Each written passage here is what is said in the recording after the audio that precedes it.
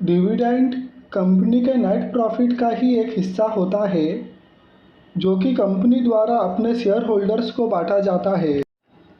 Board of directors इस बात का डिसीजन लेते हैं कि डिविडेंड बांटना है या नहीं बांटना है।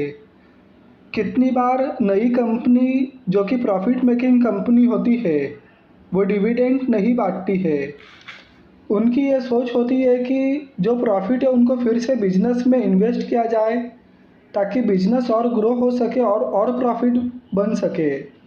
तो उसमें भी इन्वेस्टर का फ़ायदा ही है, उसमें भी स्टॉक होल्डर का फ़ायदा ही है, क्योंकि अगर कंपनी प्रॉफिट करेगी तो स्टॉक का प्राइस बढ़ेगा और फ्यूचर में उनको और अच्छा डिविडेंड मिल सकता है।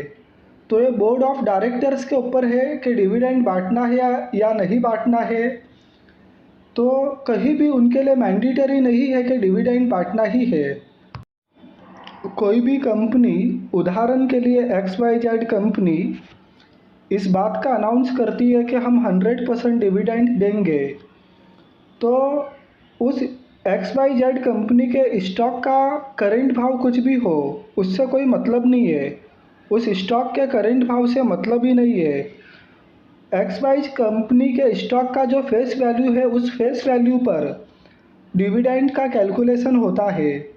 एग्जाम्पल, फेस वैल्यू अगर 10 रुपया है और कंपनी अनाउंस करती है कि हम 100% डिविडेंड देंगे, तो फेस वैल्यू 10 रुपया है तो 10 रुपये का 100% कितना हुआ? 10 रुपया हुआ।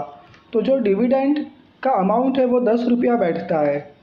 तो डिविडेंड पूरी तरह से फेस वैल्यू पर कैलकुलेशन होता है। स्टॉक का करेंट प्राइस वैल्यू क्या है, करेंट प्राइस क्या है, उससे कोई मतलब ही नहीं है। डीमैट अकाउंट के साथ में जो भी बैंक अकाउंट लिंक्ड होता है उस बैंक अकाउंट में डायरेक्टली डिविडेंड अमाउंट क्रेडिट हो जाता है।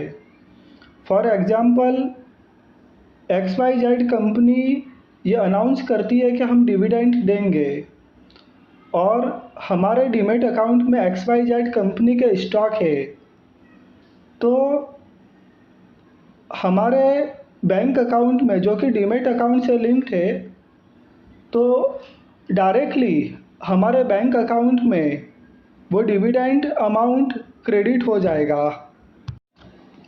डिविडेंड दो तरह के होते हैं, एक इंटरिम डिविडेंड और एक होता है फाइनल डिविडेंड। इंटरिम के डिविडेंड का मतलब ये है कि जब कंपनी पूरे साल के दरमियान कभी भी डिविडेंड की घोषणा करती है तो उस डिविडेंड को इंटरिम डिविडेंड कहा जाता है। जबकि फाइनल डिविडेंड में जब कंपनी फाइनेंशियल ईयर के अंत में एनुअल डिविडेंड की घोषणा करती है तो उसे फाइनल डिविडेंड कहा जाता है। डिविडेंड की भी अनाउंसमेंट डेट्स होती है और उस डेट्स के अनुसार डिविडेंड देती है। सबसे पहली डेट है वो है डिविडेंड डिक्लेरेशन डेट। जिस दिन कंपनी अपने शेयर होल्डर्स को डिविडेंड देने की घोषणा करती है उस दिन को डिविडेंड डिक्लेरेशन डेट कहते हैं। दूसरा है ex dividend date. Ex dividend date एक लास्ट डेट होता है कि इस डेट के बाद अगर किसी ने भी स्टॉक खरीदा तो उसे डिविडेंड नहीं मिलता है। अगर किसी को डिविडेंड चाहिए तो एक्स डिविडेंड डेट के पहले ही स्टॉक खरीदना ज़रूरी है, अन्यथा डिविडेंड नहीं मिलता है।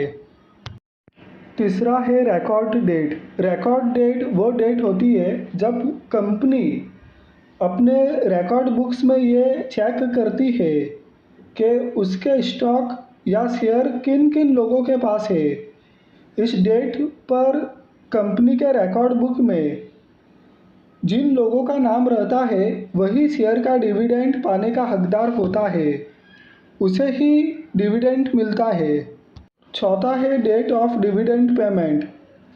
डिविडेंड ऑफ पेमेंट वो डेट होती है जब कंपनी वास्तव में डिविडेंड का पेमेंट करती है। यह फाइनल डेट होती है जब कंपनी डिविडेंड का पेमेंट कर देती है।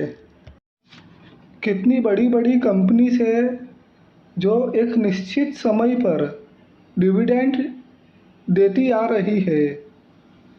तो डिविडेंड एक फिक्स्ड इनकम जैसा ही है। अगर आपको मेरा यह वीडियो पसंद आया है तो मेरे इस वीडियो को लाइक कीजिए और मेरे चैनल को सब्सक्राइब कीजिए ताकि आपको मैं लेटेस्ट इन्फॉर्मेशन दे सकूँ। Thank you.